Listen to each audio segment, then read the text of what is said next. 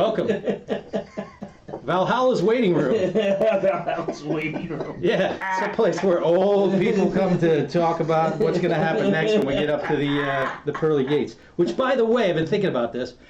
In the Marine Corps, we have this, this ancient thing that says that we're all going to like guard the gates when we get up to heaven. Mm-hmm. So if I do everything right and I get to heaven, I still have to stay on duty? Yeah, that sucks. Are you kidding me? Oh, only for eternity, though. How many times? I have questions. How many times a month? Right? What's my rules of engagement? Do I get any non-lethals? So what am I allowed to do? Yeah. It's gonna be like when I was active duty. I get it every weekend. Yeah, right? Unbelievable. Well, these are the existential questions that we have here on the show, and this is one of them. Yeah. We're deep thinkers, so. Yeah, I know. Unlike our brothers in other services, I understand we got some mail from somebody. Yeah, it was a weird letter this week. Letters, you see. So this is my favorite. We got a bunch of them. Some guy named Bill Gates wrote me a letter, by the way, asking about the computer operators in the Marine Corps. And that name sounds familiar. I don't know why it rings a bell. Anyway, I got this letter. This is an interesting letter. This is from and of course you have to bear with me because I'm not familiar with Air Force ranks, but he is a senior master petty chief officer, 3rd class, currently on recruiting duty in Paducah, Kentucky. Dear boys. Boys. Ridiculous. What's up with that? Yeah. I'm on recruiting duty as an Air Force. I'm not saying it again. And currently, here's my problem with you cats. Every kid I talk to, who I can manage to get into the Air Force, is eligible. And this guy's a terrible writer. Eligible. All right. Here's the gist of it. So the problem I have is every kid that I think I get in says, no, I'm not going into the Air Force because my uncle, my brother, my cousin, somebody was in the Marine Corps. What is with the multi-generational nonsense with you fools? And why do you keep joining generation after generation into the same service when you could come with us and do so little work? Love, Master Chief, Petty Officer, 3rd Class, 1H, Air Force.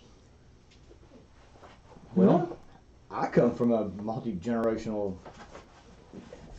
family of Marines. You don't say. Yeah, pretty much. Well, then we need to discuss this. Yeah. I think that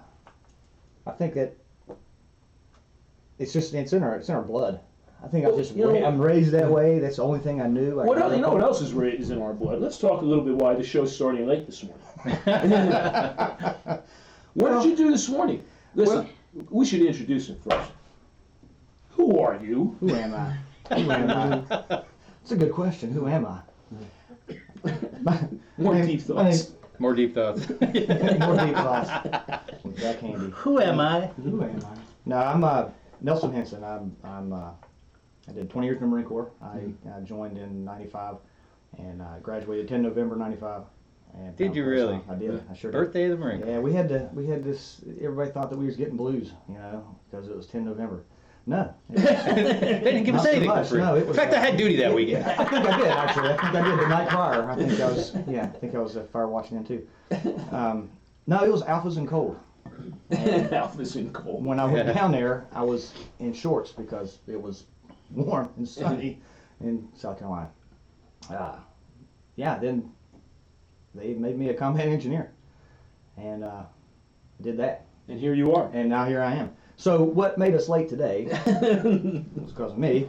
I'm coming over here. I live right around a corner, and so I'm heading over, and first I look at my watch, I'm like, oh shit, I gotta go. So I get to going, and I come around the corner, and I'm like, I see this woman laying, in the driveway, and a body is laying there. I'm like, that's not good. So Spidey sense takes over, and I run down there, and I'm like, she's over there, pumping on this guy's chest, and hysterical because there's nobody around. She's on the phone with 911, and I'm like, hey, I got this, move, and I just take over. I haven't done CPR since being in the Marine Corps. Yeah. And it's just not something that you just, hey, let's go practice. Yeah. We don't do that, and it clicked, and it's there, and hopefully the guy made it. I mean, I was pumping on him for about 2 or 3 minutes. The sheriff showed up, and they pushed me out of the way, and they took over. But yeah, I'll tell you something. It's like you wake up to that. You know? That's crazy. Yeah. Not what I was expecting to Yeah. do whatsoever. Well, it's interesting. It shows the muscle memory of some of the things that we learn while Yeah. we're on active duty. You know, I think I mean where we worked at last, we had to do an annual refresher on Yeah. CPR because it was a schoolhouse. And Right. in the schoolhouse, they want you to have that. Everybody skill, had to right? be Right. they'll But have before to be. that, I mean, if I went once every 5 or 6 years or something, that'd be a lot. Yeah. Yeah. Somebody pinned me down and go, hey, you need to do this. Yeah. Okay. And what's the count this week? Because the Yeah. Red Cross keeps changing the pump count. I think it's up to 50 and 2 now. Well, I don't know. It does change. It does, And but they also say it doesn't matter. and they got the As long as you do AEDs Doesn't matter, now. as long as all you- that sh- yeah, Yeah. like the deputy was, was telling me there, he just, how long was you going? Did you stop or anything? I said, nope. He said, you're good. Just keep going. And he kept going. Like when he got in there, Yeah. it was just go, go, go, go, go until Yeah. EMTs got there, Yeah. And How long did that take, by the way, just out of curiosity? it, like I said, I don't know how long she was pumping on him before I, got come you. around the Well, corner. she was on the phone already. She was already on the phone with him, and so I was going, like I said, 2 minutes, 3 minutes.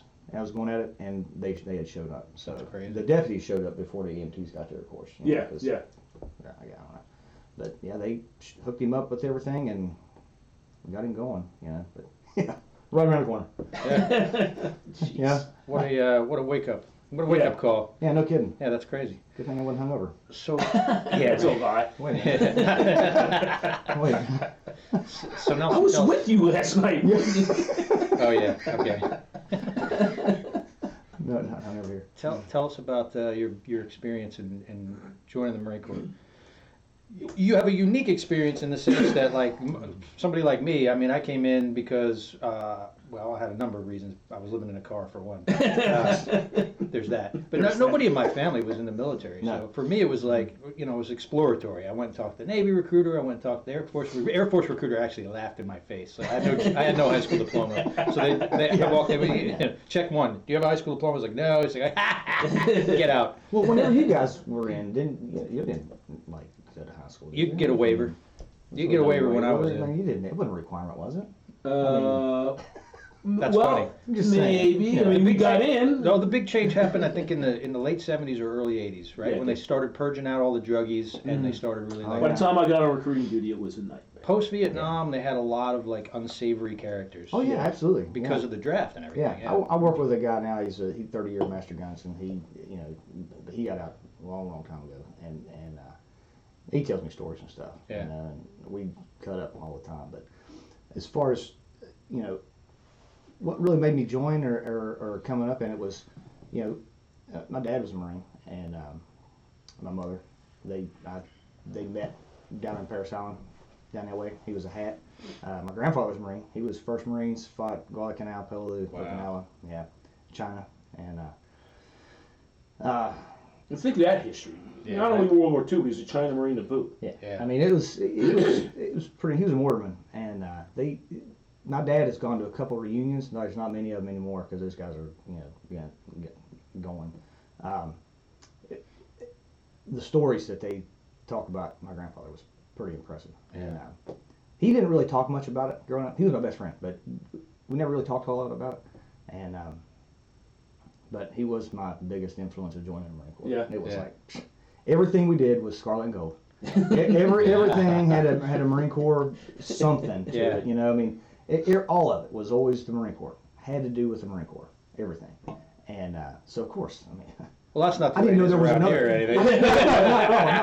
No. I didn't know there was another branch. I mean, it was like you're going into service. That's where you're going. You're going nowhere else. That's it. But I got uncles and cousins. I got a cousin. She was in a band, and she joined after me. And haven't talked to her in quite a while. But my brother, my middle brother, he joined. He went in. Hell, he got to go to combat before I did. And I joined the Marine Corps long before him. I was like, what the fuck? What the hell's this all about? That's funny. But it was good, Yeah. So you ended up going. So you went to Paris Island. I'm gonna guess. went to Yep. Paris Island. Yeah, I went to Paris Island. I came up here at Camp Geiger. How was that? Were you more prepared, you think, than the guys around you? when you I went tell you what, to I boot camp? think I was. And the crazy thing about it was that I would get letters. Like once I got there, right, and then we could send mail, and I'd send my first letter to Dad and say, hey, this is how things went. Whatever. He goes, all right, well, next week you're going to do this. Yeah. When I get a letter, by this time, he just asked me, by this time, you're probably going to go to the gas chamber. Yeah. By this time, you're going to go to the rifle range. You're going to do this. You're going to, and so My rack mate, every time he'd be like, "Hey, what's your dad saying? Hey, what are we doing?" You were the intel guy. I really was. I really was. And it was good. And I told him that when he came out. You know, and the crazy thing is like I go to Dad's house now and I look and there's like pictures of all of his platoons. Yeah. And he's holding the boots. You know, the drill competition boots. Yeah. On almost every damn one of them. And I'm like, Dad.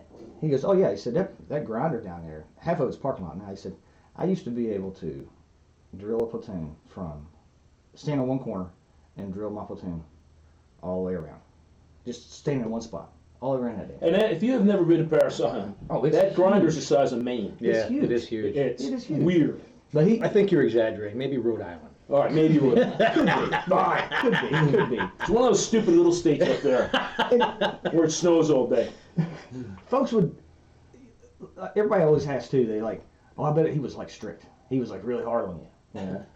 No. No. Dad really didn't. I mean, Dad always had that demeanor. Like he's a Marine. We all have it. We all carry ourselves that way. If you don't know, I mean, nobody ever questions if we're Marines or not. Yeah.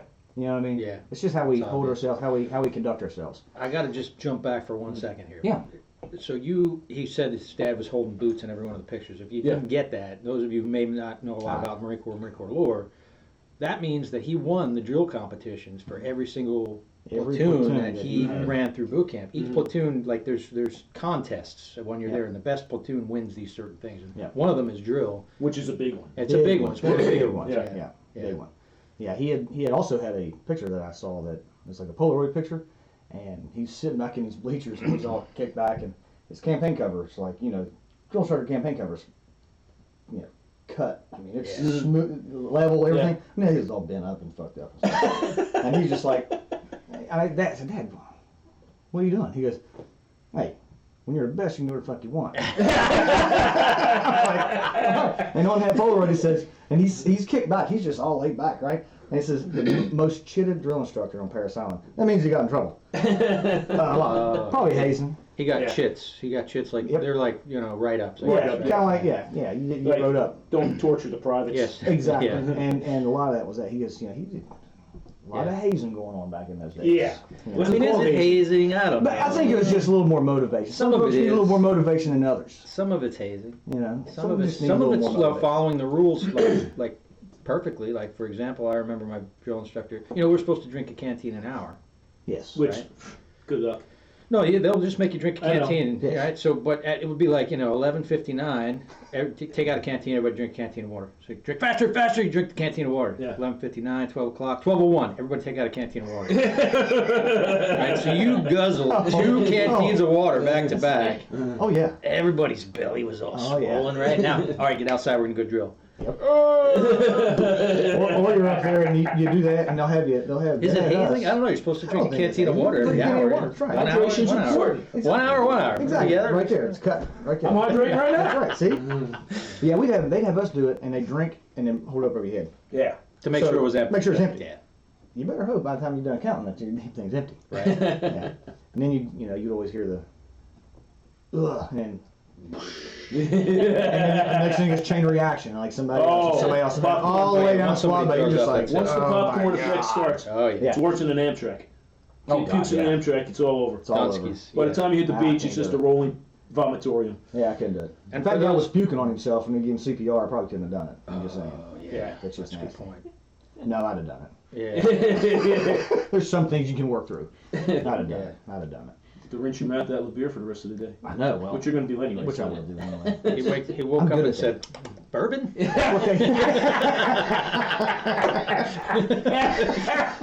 Does that make us work? What? You drinking the high end stuff. An angel came down to me. You're terrible human beings. You're both gonna smoke a turd in hell. Oh yeah. Oh, I got a box the size of this Probably. table of the turds of hell I'm going to smoke. Jesus H. Christ, are you kidding me? At least you don't got to stand duty there. That's what I hear. That's right. There we go. Now I'm starting to see. So, combat engineers, Combat mobility, engineer. combat mobility. You blow things up. Yes. You build things. Build things, Mobility, blow things. combat mobility, Did you spend more survivability. time on the building things side or more time on the blowing things up? I side? did more on the blowing things up. Oh, yeah. Yeah, that was the most fun. Of all the units I'd ever been with 2nd CV, that was my favorite unit. And it was because it was like, it's what we did as combat engineers. You know, that's what we're supposed to do. Unfortunately now, they're taking away a lot of those capabilities. Oh, yeah. Yeah, it's just this restructuring thing is just not, I don't know. But they I heard they're bringing landing sport time back. they are. Yeah. They are. It's guys with AIDS, right? Yeah, they're pretty HIV positive guys, yeah. All right, so If you gotta tell the let's story. drop back to there for a second. It's worth it. It's worth it. I'll set it up and I'll turn it over to you. So in the Marine Corps, there is a group of people on the combat service support side who Yes. are called landing support battalion, and Yes. one of their jobs, one of their jobs is to marshal people as we go onto the beach, because Marines are noted for doing amphibious landings. And as we go on the beach, somebody's got to sort of send people in the right direction and make sure people are doing what they're supposed to be doing. They're like the traffic cops of the beach, basically. Yes. Basically. They have a lot more roles than that, but that's one of the big ones, right? And in order to identify them from the Marines that are landing on the landing craft, they put these red patches about, I don't know, 3 inches long, maybe? Yeah, just a By 2 square. inches. Yeah, it's not so much. The Marine Corps has an actual Yeah, it's got, Yeah, of course, dimensions. yeah, of course, you know, right? I mean, it's But they go on gonna be the level. trousers, on the outside leg of the trousers, Yep. and on the Right hat, on the- right on the right cover. center. Yeah, of the cover. on the center of the cover.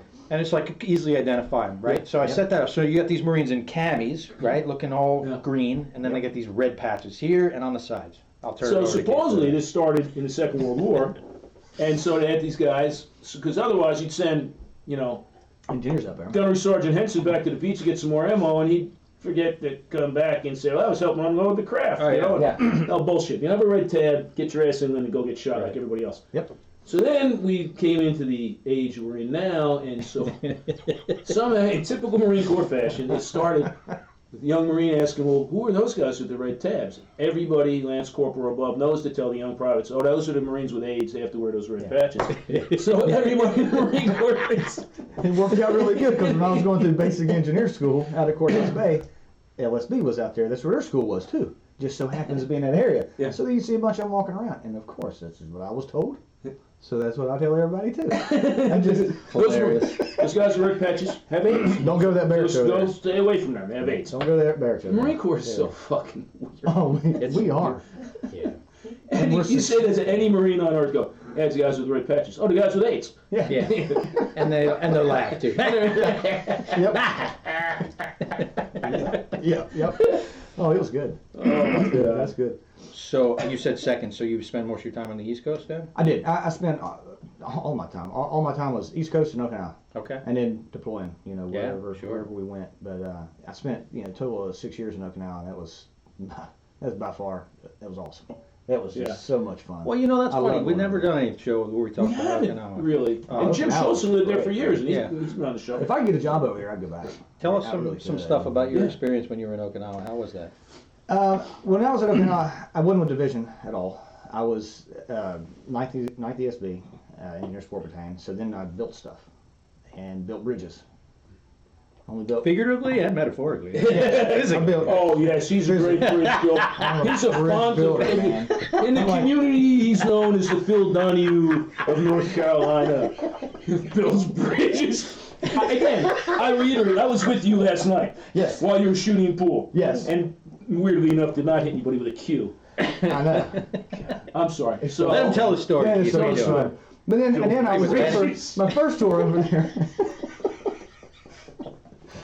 My first tour was over there in Okinawa, year and a half at 9th Engines, and then I went down to WSS 172 at the wing. And there I built boxes. Well, I didn't build boxes. I told everybody else to build boxes.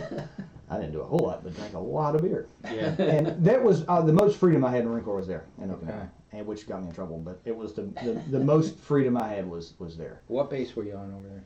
I was on Camp Henson Okay, first, yep. and then I was down on Foster Okay. the rest of the tour.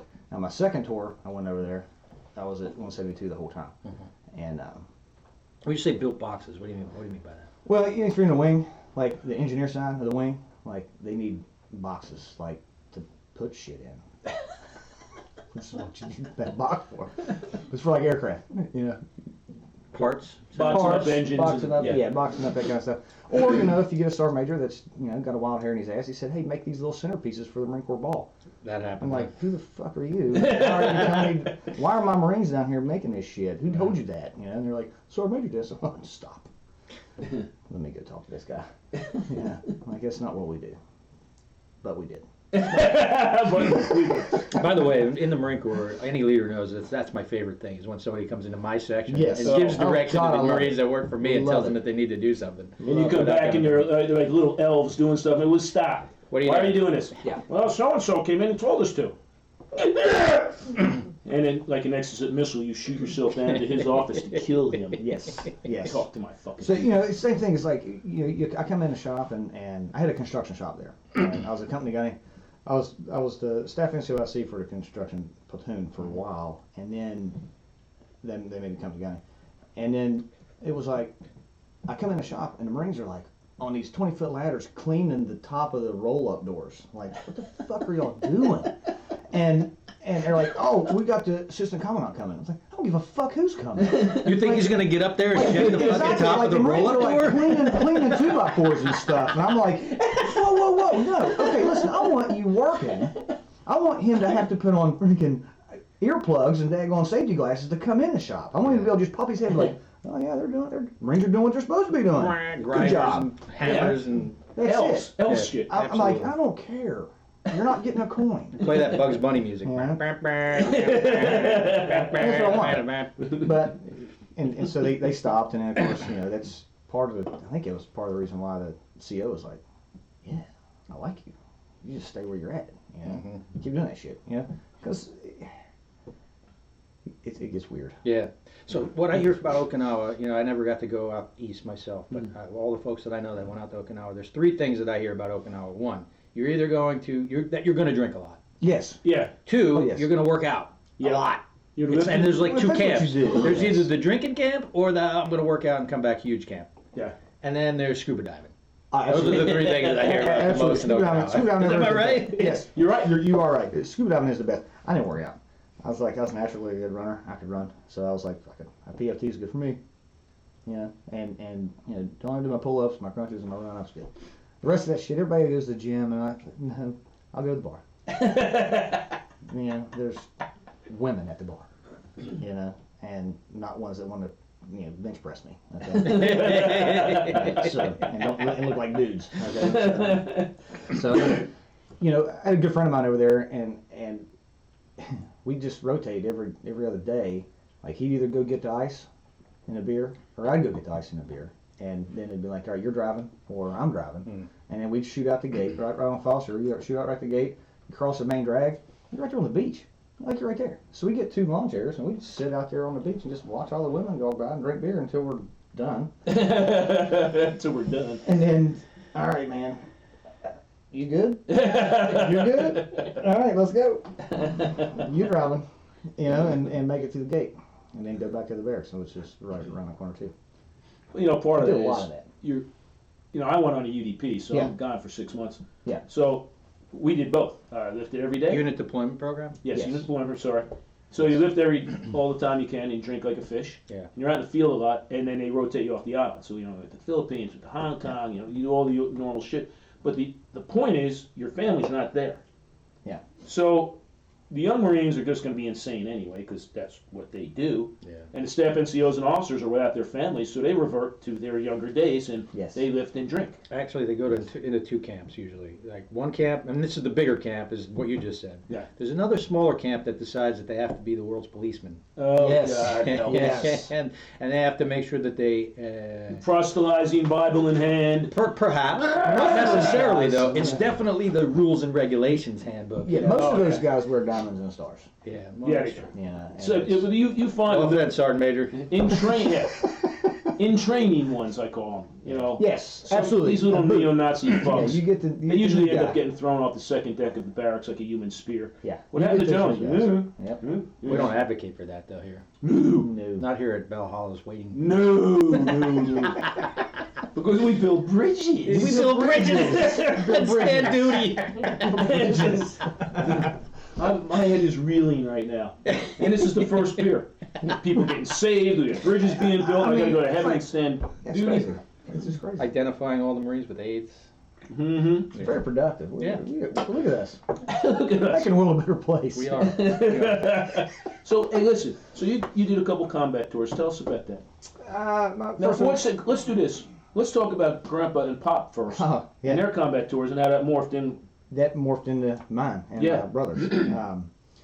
Well, my grandfather never really told me a whole lot of stories of what he did. I mean, because he did some pretty gruesome shit. I mean, every book you read, every movie you watch, and stuff like that, World War II. That was the fortitude you'd had to have to do that. He got shot, and they sent him out, patched him up, sent him right back. Yeah. So Yeah. I got his Purple Heart and everything, and it's I got a little card he carried in his wallet. It's the DD-214. It's really little. Can't really read the damn thing. You got a magnifying glass to read, but it has all these campaigns he's on. Everything he did, and he was a corporal when he got out, and that's back then. That's saying something. That was Yeah. That's a big deal. to be a corporal back then, and so yeah, he never really told me a whole lot of stories. The more stories I got were from my dad that from about him. Okay. And as far as my uncles, not a whole lot from them. My mother, well, she likes to drink. And, A good Irish lady, then you say. she's a lot of fun. Like I'm telling you right now. The stories he told me. She is like wide open to this day. Still wide open. I don't know why her boyfriend stuck around with her. She's a nut. And she doesn't drink anymore unless she's with me or my brothers. And then when she does, she does. And hopefully I got one of my brothers with me because I'm like, all right, Tag, you're hit. Like, you got her. I ain't doing this. Because we'll fight. Because we're Marines. Yeah. And that comes out. Big time. Mm-hmm. And we will fight. Like, it gets interesting. And so, I get a lot of that from her. So where was Dad at?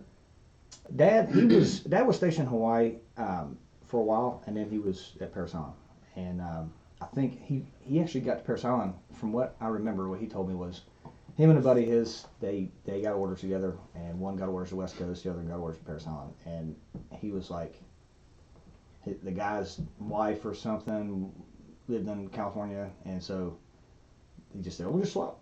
He had no intentions of going to be a drill instructor. Yeah. Not at all. I gotcha. But he went down there and he excelled. He was Yeah, like, sure. sure, it's good. And that's like I told him. I told my dad, I was like, Dad, I said, man, I can't drill. I can't drill with a shit. Like, I can shoot. I can shoot all day long. I can shoot backhand. I can shoot whatever you want. I can, whatever. He goes, you'll learn.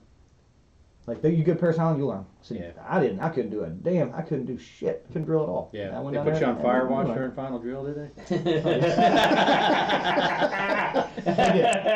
Yeah, I was actually. An old but healthy trick. Yes. Yeah. But not square. I You was take that guy. your worst drillers and you Yeah. put them on fire watch that Go day. count the mops. Yeah. And don't P.S. come There back. might be 7 or 8 people on fire watch that day, Oh yeah. or at medical or somewhere else that they needed to go Yeah. and take Yeah. care of some business that day. Make sure all the Jeeps have tires that are serviceable and You go know, away. I tell you what, it was a crazy story of my grandfather with everything he did and all he was about the Marine Corps. Me and my friend I grew up with, we were going to go to the Marine Corps together. And one day, we were working on motorcycles. My grandfather, he's a ranch on everything, and so we were working on motorcycles. And he was talking to us, and it was about that time us to figure out what we're going to do. And I asked him, I said, or he asked us, he goes, all right, boys, what y'all going to do when you get out of high school? Well, both of us, we're going to the Marine Corps. He's like, no, don't. Like, we're looking at him like, you out of your mind? Whoa, mind's blown here. I don't know what to do now, And he said, no, he says, if you're going to go in the service, you need to go in the Navy or the Air Force. That's where you can go. What the hell? Why? He goes, well, in both of those, you're going to know where you're going to sleep and you know where you're going to eat. You ain't going to get that in the Marine Corps. And I'll be damned. He was right.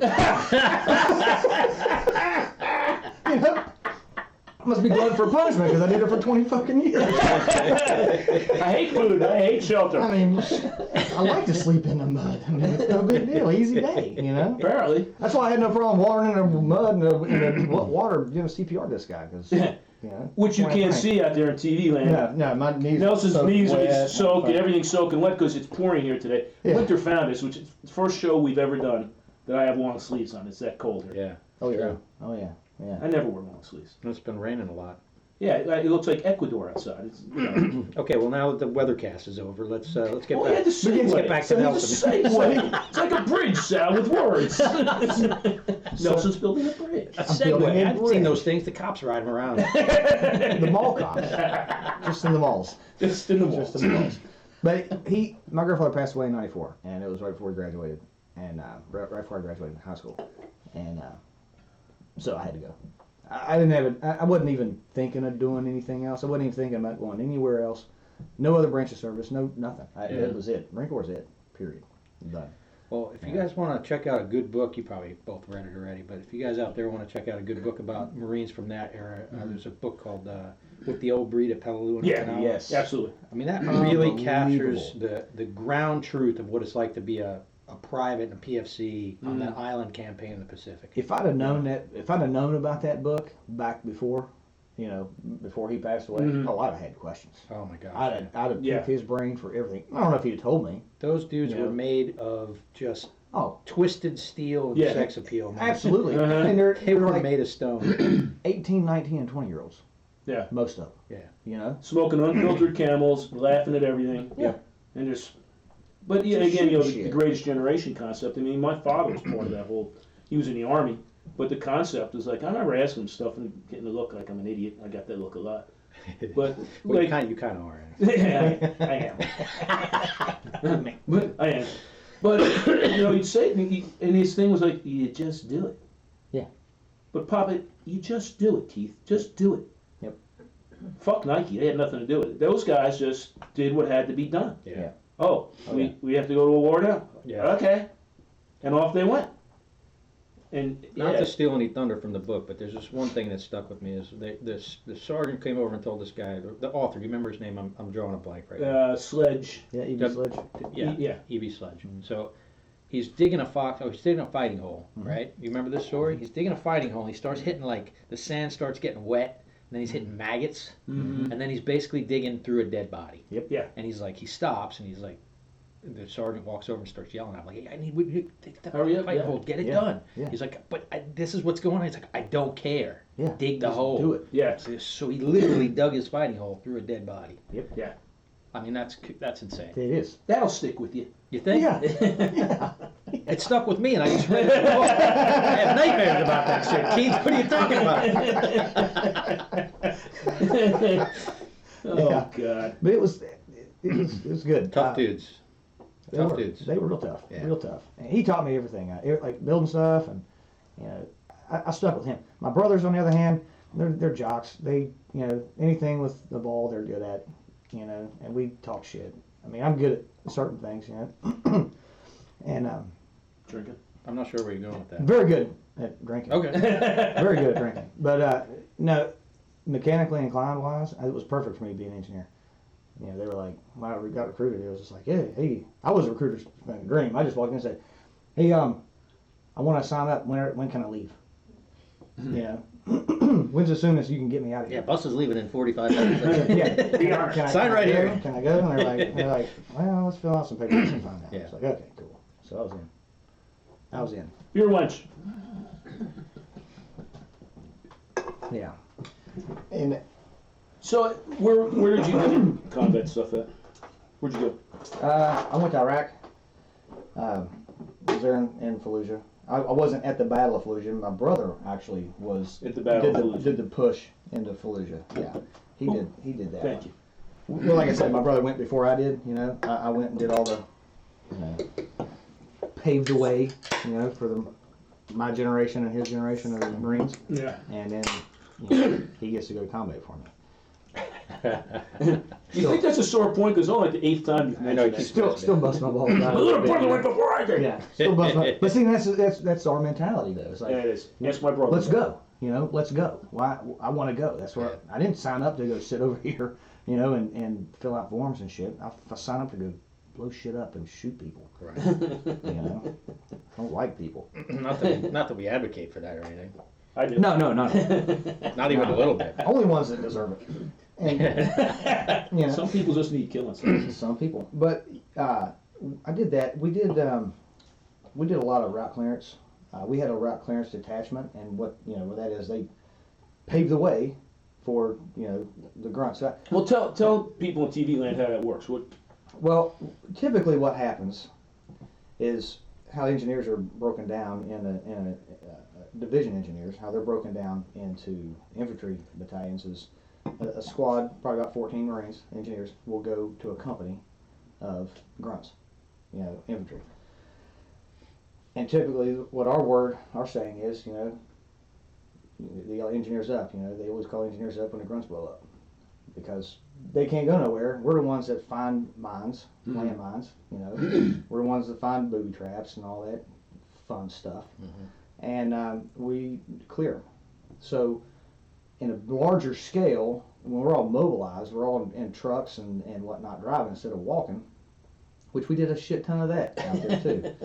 And we have these vehicles that they'll detect mines.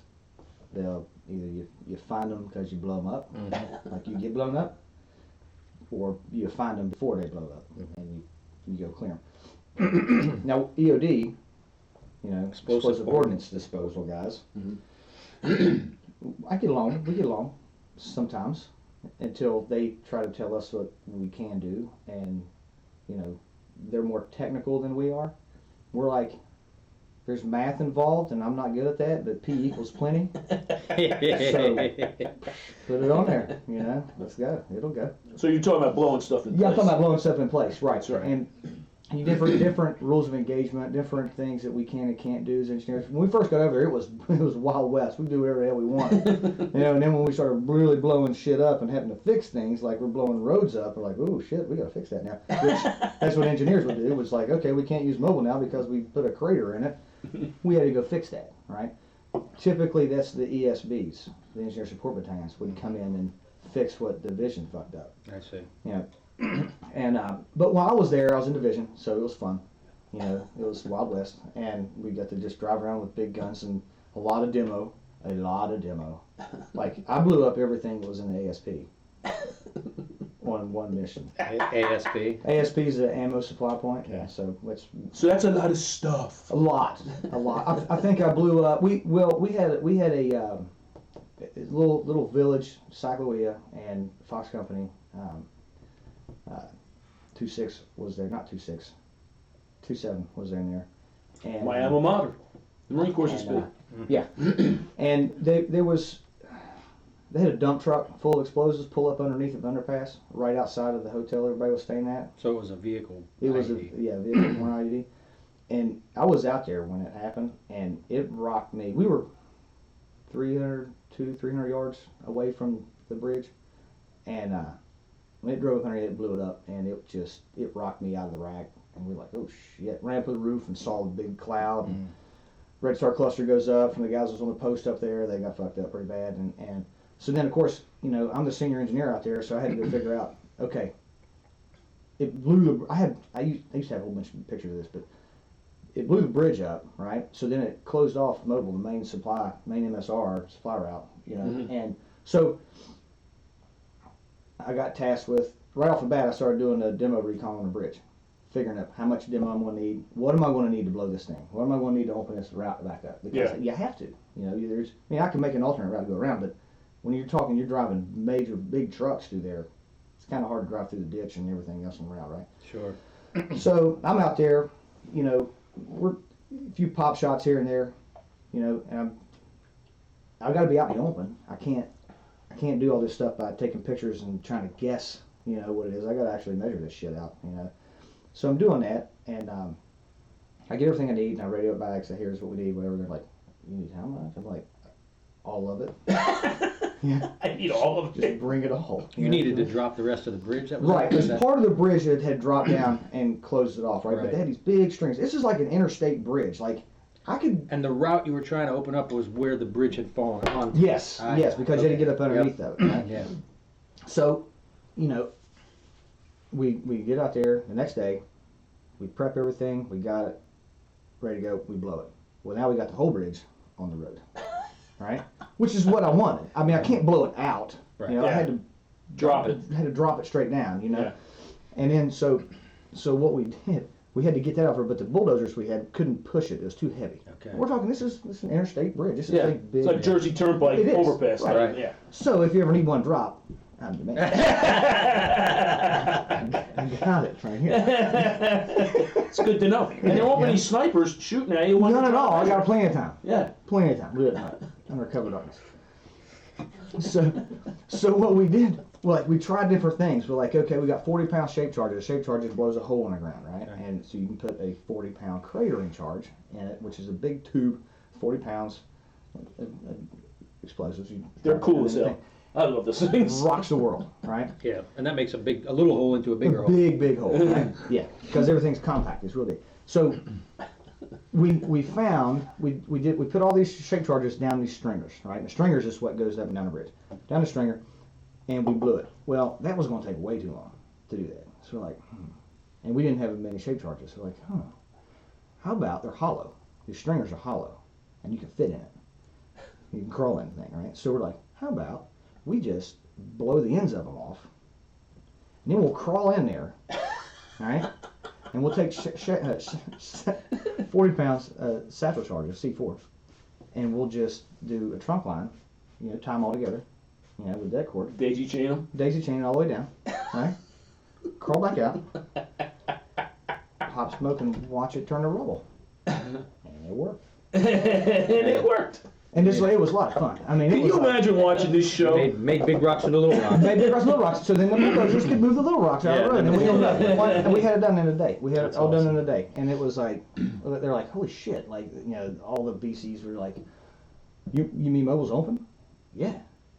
You wanted it, right? And what's funny is, on the other end of that, you don't know what the fuck's going on when you're sitting back in the rear doing something. I was an intel guy, when I went to OIF, I was an intel guy, so I'm sitting back there doing my intel things, and all of a sudden it's like, like, what the hell was that? And they're like, don't worry about it, it's a controlled det. Yep. Like, I wonder what the fuck that was about. Yep. Like, nobody knows. Well, I lived, when I was on Fallujah, I lived like a couple hundred yards from a gun line, so those guys I knew when they were shooting, 5 or 6 clicks out or further. Yeah. I mean, it was, it rocks you. Yeah. Even, at all times, all the time. Yeah. But you get used to, like, the You do. sounds of You really war, do. you know what I mean? You know when the guns are going off, Yep. what's happening there. Yeah, You know you when really the do. jets in the area doing things. Yeah. You really did. But those controlled dets, a lot of times, were like, I don't know. Usually they give you a notification, like Sometimes. via email. Sometimes, Sometimes, yeah. right? And You those get are something the like, most- hey, today there's going to be a controlled Well, det. it's like in No Town, Yeah. You got jumpers in the air today. But sometimes you don't, and then shit just blows up, and you're Yeah. like, oh my god, Was that a good thing? was that a good blow up, or Yeah. was that a bad blow up? I don't know.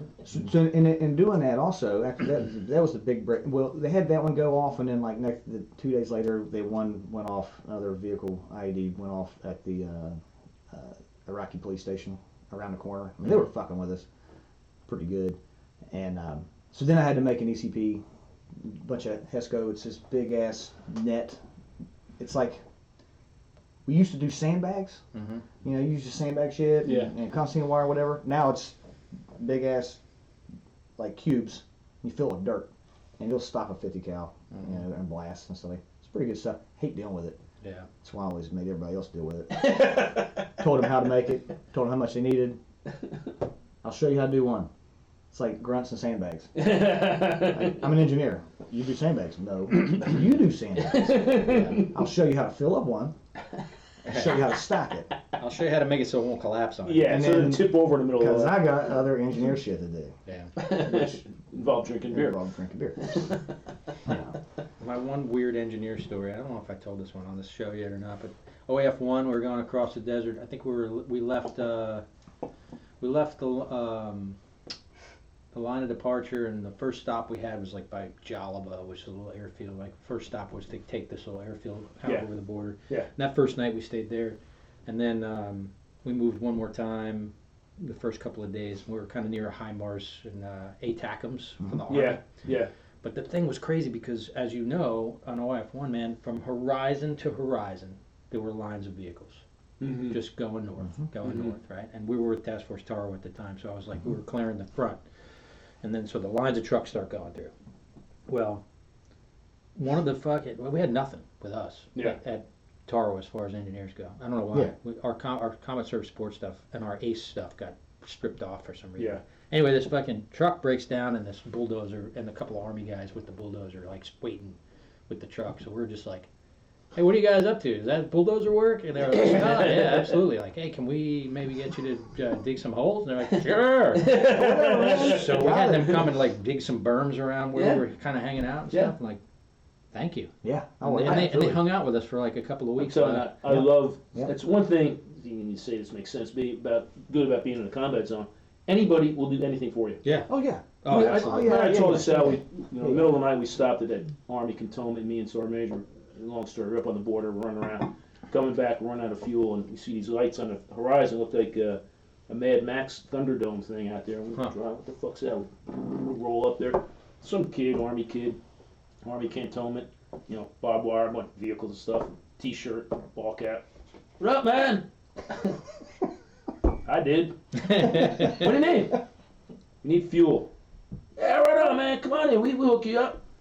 So we go in there, and he goes, "While we're here," I'm a fucking major. I get the sergeant major because in the recon battalion, work is allotted differently. Let's put it that way. Oh yeah. So we were out running around up on the border, just me and him doing stuff for this colonel.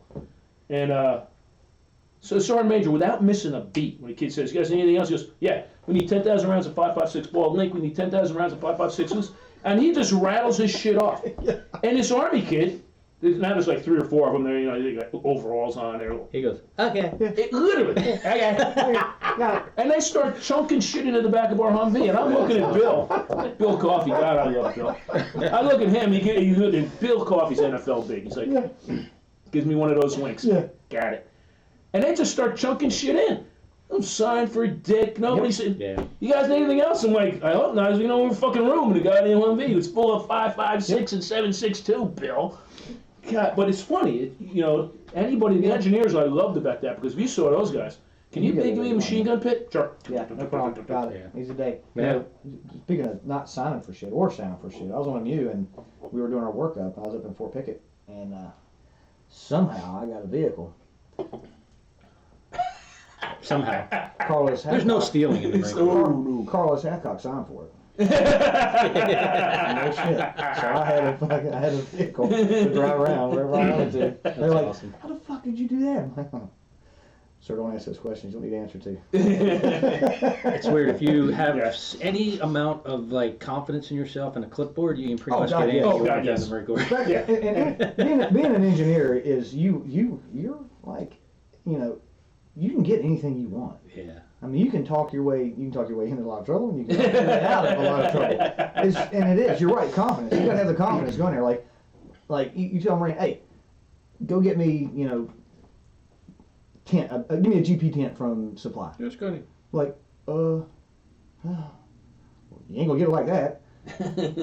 Go in there like you own the place and tell them you fucking need it for whatever, something. All right, and sign for it. Bullshit will Don't carry even the day. sign your name. I don't care what you do. Don't sign your You'll own get it. Okay. And then they go. But Carlos. yeah, That is he great. did it. I did that a couple. I was good at that. I did it a couple times. Getting things that we needed. The Mew was a good time, but back to Iraq, we did a lot of cache sweeps. Went around and looking for weapons, and found a shit ton too. We had a building that they built before the engineers before us were relieved. A big ass building called the Blue Room. It was blue, and Hence the name. yeah. Marines are very good. But that's at where we do our naming briefs, things like that. Yes, they're very, very creative, very creative. And that's where we do like our briefs, like our combat briefs, like what we're going to do, mission briefs and stuff like that.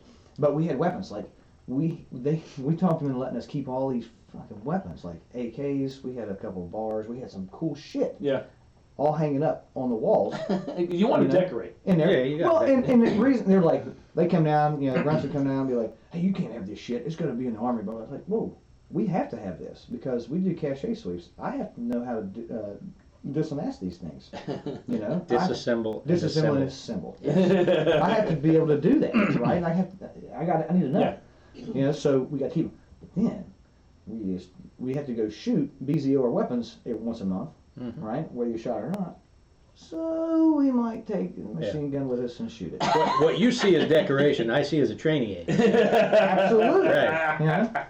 Tried our damnedest to take those fuckers home too, but Oh, I couldn't yes. work that one out. Yeah, that's big trouble. That was you hard. I think couldn't about work that that. one out. I remember when we left Desert I Storm, brought some shit back from Mountains. Thailand, but they had mountains Yeah. of AK-47s. oh god, yeah. Mountains Yeah. of them. Yeah. And everybody's like standing around salivating, going, I just want one. Got to please just have We one. found enough of them that No. each one of my platoon could have had 10. Oh, God. We had mountains of that Yeah. shit. Mountains. RPGs, I found RPGs, I found all kind of crazy Oh, shit. yeah. Yeah. It was like, wow. All the RPG rounds we found were Right. Chinese. Bro, That's another story. Come on. You know? Hmm. Yeah. Oddly enough, our friends. Crazy. Get out of here. Right? Crazy. Craziness. Mountains of those, too. Craziness. So while I was over there in Iraq, on our way back, right before we left, I got hit up. I'm like, hey, you want to go on a MEU? I'm like, yeah. Fuck yeah, I want to go on a MEU. All right, cool. We start working up like the week after we get back. Oh, wow. Fuck yeah. So, bam, I came home.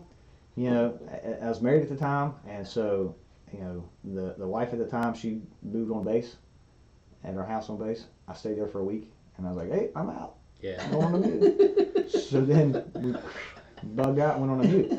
That was a good time. Man, Marine Expeditionary Unit. That's a tough training pipeline, too. You're It busy is. for 6 months. It's, and then you get on the boat and leave. It's like a year deployment. Yeah, Yeah, really. it is. It's Because I pretty did much that a year deployment. after Desert Storm. Came back. Guess what? You're going to be the Spec Ops officer for a MEU. Cool. At least you're a little late for the workup because the war fucked up the Yeah. schedule. Yeah. So, yeah. So, you're right back, you know, never home, the whole, and then you're gone for 6 months. Yeah, I thought, then you're gone. But I tell you Yeah. what, it was a great flow. Yeah. I did 3 MEUs and a MEB, and the MEB was, you know, Desert Shield, Desert Storm. Yeah, Fourth yeah. MEB, which is a super MEU basically. It's an Uh-huh. enormous, you know, extra size MEU, and that one was 10 months. Yeah. And the other one, and the other one was 10 months because we did Haiti in Yeah. the middle. So And I you did. got stuck, that's right. Yeah, I did. We came back actually. And we were home for Christmas, and then like within a week or two after Christmas, they were like, "Oh, get back on the Back boat. over You're the global response force still." Yeah. And we had to go. And that's a respond lot to of things Haiti. guys forget about with MEUs, because even when I came home, I got short toured on a MEU by about 3 or 4 weeks because I had orders to school. Mhm. So we were sailing by the Philippines, so the advance party for the MEU, they said, Kelly, go with the advance party and fly home.